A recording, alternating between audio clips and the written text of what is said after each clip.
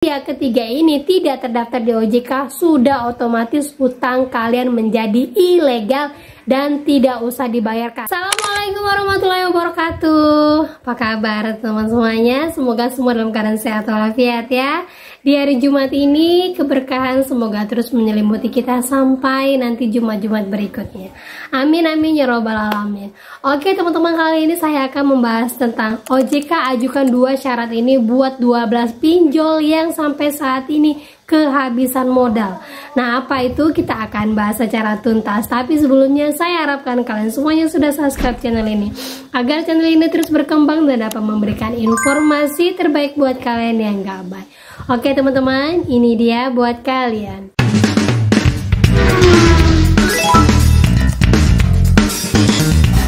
Oke teman-teman, sebelumnya buat kalian saya mau informasikan kalau yang sering komen di kolom YouTube saya, apabila kalian mendapatkan komenannya modelnya seperti ini yang tiba-tiba mengirimkan kode agak di bold, ditebalin untuk kode-kodenya, saya jamin itu adalah kode untuk masuk ke judi online.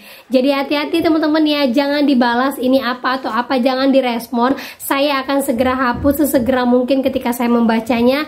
Jadi mohon jangan respon. Ini adalah situs judi online yang sedang mereka marketingkan, dan tidak hanya satu akunnya saja, banyak sekali, sudah sering kali beberapa hari ini saya hapuskan. Dan terima kasih buat kalian yang selalu menjaga akun saya tetap sehat, biar nantinya kalian yang galbay di sini tetap sehat dan tidak ada yang terikut-ikuti judi online ataupun juga penawaran-penawaran dari joki-joki. Jadi tetap hati-hati ya.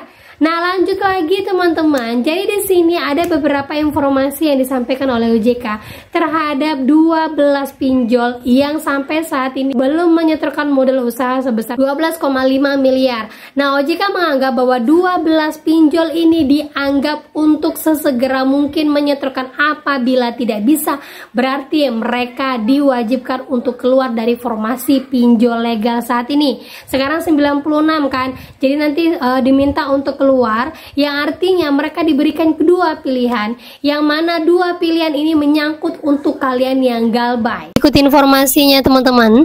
Industri P2P lending alias pinjol ditargetkan Otoritas Jasa Keuangan memiliki ekuitas 12,5 miliar pada Juni 2025 mendatang. Akhir pembayarannya teman-teman ya, berarti bulan depan.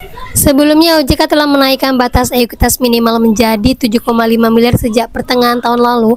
Akan tetapi dengan batas ekuitas 2024 masih ada 12 fintech yang tidak mampu memenuhi ketentuan ekuitas dari 96 perusahaan. Nah, jadi untuk yang 12,5 ini Juni ini terakhir dibayarkan. Sementara untuk yang 7,5 miliar kemarin di tahun 2024 masih sekitar 12 pinjol yang belum bayar. Dan ini OJK meminta untuk melakukan 2 opsi yang mana ini berdampak pada yang galbay. Dalam situasi tersebut menurutnya kesempatan mendapatkan permodalan semakin kecil, apalagi ditambah dengan ada beberapa kasus yang menjerat perusahaan pinjol yang semakin memberatkan perusahaan mendapatkan tambahan modal alias lender ya. Mereka juga secara tidak langsung didorong oleh OJK untuk merger ataupun akuisisi ketika persyaratan modal tidak dipenuhi. Nah, kita akan lihat bulan depan teman-teman ya, karena kalau tidak dipenuhi maka OJK menyarankan untuk merger atau akuisisi. Ya, salah satu jalannya adalah melakukan merger dengan perusahaan sejenis atau mereka diakuisisi oleh perusahaan digital lain untuk menambahkan modal. Nah, dari merger dan akuisisi ini akan berdampak kepada yang galbay teman-teman. Jadi perhatikan 12 pinjol ini yang kemungkinan bulan depan akan kita lihat update-nya.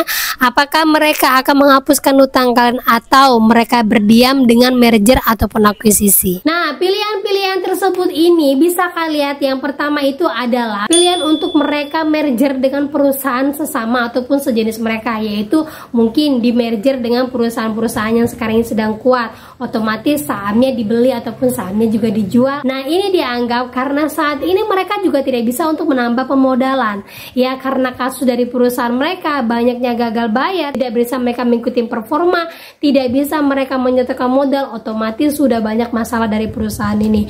Nah, kalau untuk merger, apa yang terjadi seandainya 12 perusahaan ini benar-benar melakukan merger ya? Kalau benar-benar melakukan merger berarti kalian siap bahwa hutang kalian nantinya mungkin bisa dihapus bukukan ataupun bisa hilang.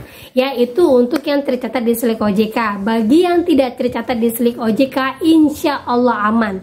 Ya, kalau seandainya bertanya, Mbak ternyata perusahaannya sudah berubah nama loh, ataupun sudah menjadi anak perusahaan ini, nanti utang saya masih ada atau enggak? Cek aja di Slik OJK, di IDEPku, kalau tidak ada tercatat aman. Lanjutkan hidup kalian, berarti utang kalian sudah otomatis dihapus bukukan. Nah, ini biasanya dilakukan oleh perusahaan-perusahaan merger untuk mendapatkan bantuan modal ataupun penambahan modal lagi demi menarik para lender ataupun modal asing. Dan sekarang ini dari beberapa kasus-kasus yang terjadi di dunia perpinjolan, banyak sekali lender yang mulai menarik diri dan tidak ingin menanamkan modal saham di pinjol karena mereka tahu sudah uang mereka ditahan, kemudian modal tidak balik, banyak cacian dan sumpah serapah dari para orang-orang yang galbay, dan sekarang ini mereka tidak bisa menikmati uang ataupun bagi hasil dari para pinjol ini. Nah, syukurlah teman-teman ya, berita pinjol kita up akhirnya membuat para lender membuka mata mereka. Dan pilihan yang kedua yaitu diakuisisi oleh perusahaan digital. Nah, diakuisisi ini adalah sahamnya dijual 100%. Kalau sudah dijual 100%, bagaimana dengan hutang-hutang kita? Mungkin akan dijual kepada pihak ketiga. Dan kalau ternyata pihak ketiga ini tidak terdaftar di OJK, sudah otomatis hutang kalian menjadi ilegal dan tidak usah dibayarkan. Nah, kita doakan saja ya, semoga kedua belas pinjol ini benar-benar di merger atau diakuisisi, yang mana pilihannya kalau tidak dihapus bukukan, dijual kepada pihak ketiga dan menjadi ilegal, sudah otomatis tidak usah dibayarkan. Dan beberapa pinjol-pinjolnya sudah pernah saya buat di vlog YouTube saya sebelumnya. Cuman saya ingin mengingatkan kepada kalian lagi, yang menurut saya kedua belas pinjol ini adalah dengan memiliki performa TKP 90 paling rendah. Dan saya ingatkan lagi kepada kalian, pinjol-pinjolnya adalah yang pertama itu adalah koin P2P, lanjut lagi Kredit Pro, kemudian Crowdy yang bermasalah dengan G-Trust, koin P2P juga bermasalah dengan pemodalannya yang mana uangnya dilarikan oleh peminjam yang tidak memiliki nama ataupun tidak menjadi nasabah di koin P2P. Lanjut lagi ada Cash Cepat, kemudian Kredit Fast, ini anak dari perusahaan Kredivo, kemudian Solusiku, KTA Kilat, Pinjam Duit, Indo Saku, Dana Kini, Monas, dan nomor 12 itu adalah Finmas. Ya, seandainya benar bahwa kedua belas pinjol ini yang benar dalam regulasi untuk merger ataupun diakuisisi, berarti jangan dibayarkan lagi. Karena apa? Kita tinggal tunggu aja hasil finalnya. Kalaupun tidak, saya yakin di antara 12 yang sebutkan ini ada di antaranya sekitar 70% pinjol-pinjol yang benar saat ini sedang kehabisan modal dan paling banyak digalbay. Nah, kita tinggal tunggu saja update-nya, dan saya yakin sekali banyak perusahaan-perusahaan sekarang yang sedang gigit jari. Bahkan ada perusahaan yang sudah 2 tahun ini tidak pernah menagih, sekarang up lagi ke permukaan karena banyak orang yang galbay akibat di PHK, dan itu sudah lumrah.